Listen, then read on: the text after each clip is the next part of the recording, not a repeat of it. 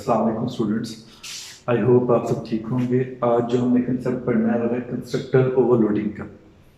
Constructor overloading से क्या मुराद होता है? आपको सबसे पहले तो कंस्ट्रक्टर बताता हूँ, फिर ओवरलोडिंग क्या होती है।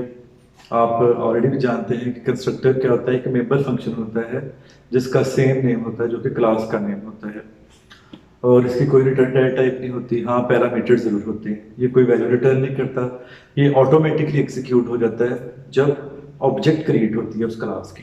जितनी ऑब्जेक्ट्स क्रिएट होंगी उतनी बार एग्जीक्यूट हो जाएगा। अगर 5 ऑब्जेक्ट्स क्रिएट हुई हैं तो कंस्ट्रक्टर 5 टाइम एग्जीक्यूट होगा। और नॉर्मली इसको क्यों लिखते हैं? नॉर्मली इसको लिखते हैं इसलिए कि जो डेटा मेंबर्स होते हैं उनको वैल्यू हम इनिशियलाइज करते हैं, यानी हमें कॉल ना करना पड़े, ऑटोमेटिकली उनको कोई ना कोई इनिशियल वैल्यू जो है वो मिल जाए। अब एक से ज्यादा कंस्ट्रक्टर हो सकते हैं। इसका मतलब क्या है? एक से ज्यादा member, special member function constructor जिनका सेम नेम है, क्लास का नेम है, सेम इन्हीं का नेम है, वो एक से ज्यादा हो सकते हैं। यानी कंस्ट्रक्टर एक भी हो सकता है, दो भी हो सकते हैं, तीन भी हो सकते हैं, सो ऑन। ये जो कंस्ट्रक्टर है एक से ज्यादा होना, इसको कहते हैं कंस्ट्रक्टर ओवरलोडिंग। अच्छा, अब यहां पर एक क्वेश्चन होता है कि जब ऑब्जेक्ट बनेगी तो हमने कौन सा कंस्ट्रक्टर एग्जीक्यूट होगा? क्योंकि आपने कंस्ट्रक्टर एक से ज्यादा लिख दिए, तो जब ऑब्जेक्ट क्रिएट होगी तो अगर आपने 3 कंस्ट्रक्टर लिखे हैं तो पहला कंस्ट्रक्टर एग्जीक्यूट होगा, दूसरा होगा कि तीसरा होगा? ये कौन सा होगा? ये क्वेश्चन है। इसमें ये होता है, इसका आंसर ये है कि जो कंस्ट्रक्टर होंगे वो एक दूसरे से डिफरेंट होंगे। वो 3 तरह से डिफरेंट हो सकते हैं। एक तो पहला तरीका क्या है कि नंबर ऑफ पैरामीटर्स हो सकता है। पहले कंस्ट्रक्टर में एक पैरामीटर हो, दूसरे में 2 हो, तीसरे में 3 हो, या 4 हो, या कोई भी ना हो, यानी तीनों में नंबर ऑफ पैरामीटर्स क्या हो? डिफरेंट हो। दूसरा तरीका क्या है? Types of parameter. अगर तीनों में 3 है पैरामीटर, तो हो सकता है पहला जो कंस्ट्रक्टर है उसके तीनों इंटीजर हो, दूसरे के तीनों फ्लोट हो, तीसरे के तीनों कोई स्ट्रिंग टाइप हो। तो ये भी हो सकता है। ये भी हो सकता है int comma float comma character हो, और दूसरे का क्या हो? Int comma character comma float हो, और तीसरे का क्या हो? Float comma character comma int हो। ठीक है, तो इनके क्या है?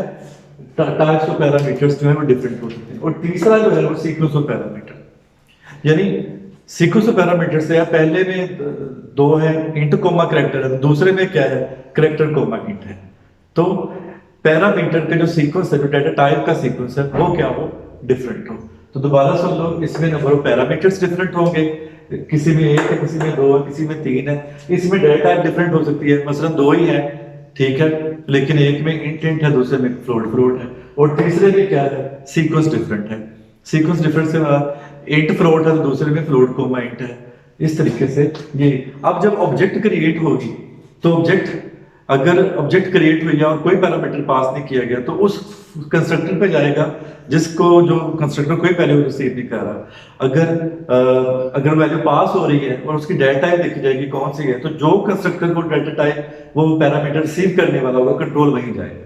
इस कंसेप्ट को इस प्रोग्राम में मैंने एक्सप्लेन किया है। ये प्रोग्राम मैं आपको समझाता हूँ तो आपको कंस्ट्रक्टर ओवरलोडिंग का कंसेप्ट समझ आ जाएगा। आयोस्नेकोनियो क्लास ओवर, क्लास का नाम क्या जी? ओवर है। Private int num character ch, 2 private member variable लिए हैं आपने, नम और ch। पब्लिक ओवर, यहां से लेकर यहां तक क्या है? Constructor definition. क्लास का नाम ओवर, फंक्शन का नाम भी ओवर, फिर ओवर है। इसका मतलब यहां से लेकर यहां तक ये भी क्या है? Constructor definition. इस कंस्ट्रक्टर में कोई पैरामीटर नहीं, इस कंस्ट्रक्टर में 2 पैरामीटर्स है, इंट और दूसरा करेक्टर।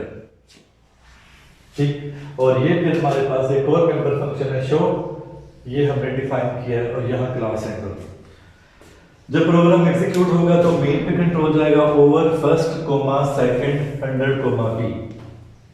अब ये ओवर क्या है? क्लास का नाम। फर्स्ट क्या है? ऑब्जेक्ट का नाम। जैसे ही ऑब्जेक्ट क्रिएट होगी, इसका कोई पैरामीटर नहीं है, इसका मतलब कंट्रोल इस पे जाएगा। फर्स्ट से कंट्रोल कहां जाएगा? इस पे आएगा। नम को वैल्यू क्या मिलेगी? 0, नम को वैल्यू क्या मिलेगी 0 और सी एच को वैल्यू क्या मिलेगी x। ये कौन सी ऑब्जेक्ट है फर्स्ट, और फिर सेकंड है, ये भी ऑब्जेक्ट है। यहां से कंट्रोल कहां आएगा, यहां से कंट्रोल आएगा इसके ऊपर, क्योंकि 100 और p, 100 का इंटीजर और कैरेक्टर है, सिंगल कोड में लिखा p, p की वैल्यू किसको मिल जाएगी p किसको मिल जाएगा c को मिल जाएगा।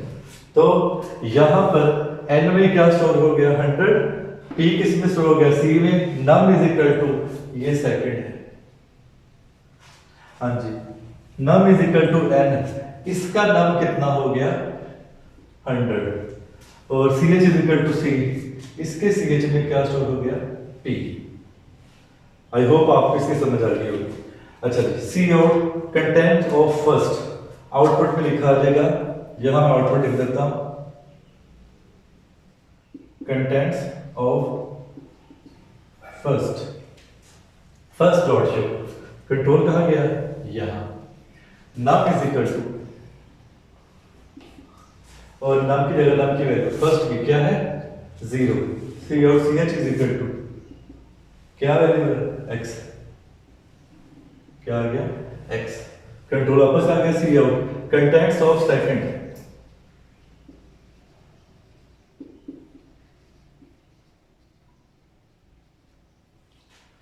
सेकंड डॉट शो, कंट्रोल कहां गया दोबारा शो के फंक्शन के ऊपर, नम इज इक्वल टू,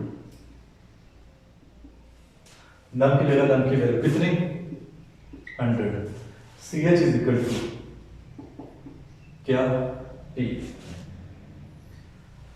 तो स्टूडेंट देखा कि कंस्ट्रक्टर जब ऑब्जेक्ट बनी, इस ऑब्जेक्ट के साथ कोई पैरामीटर नहीं है, कोई वैल्यू पास नहीं की गई, तो वो उस पर कंट्रोल गया, इसके साथ 2 की गई तो वो उस कंस्ट्रक्टर पे कंट्रोल गया।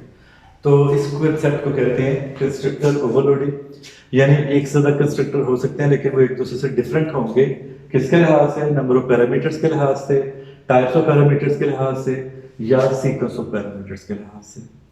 आई होप आपको इसकी समझ आ गई होगी। कोई भी इशू हो, कोई भी प्रॉब्लम हो तो आप उससे डिस्कस कर सकते हैं, आप क्वेश्चन पूछ सकते हैं। अपना ख्याल रखिएगा जी, अल्लाह हाफिज।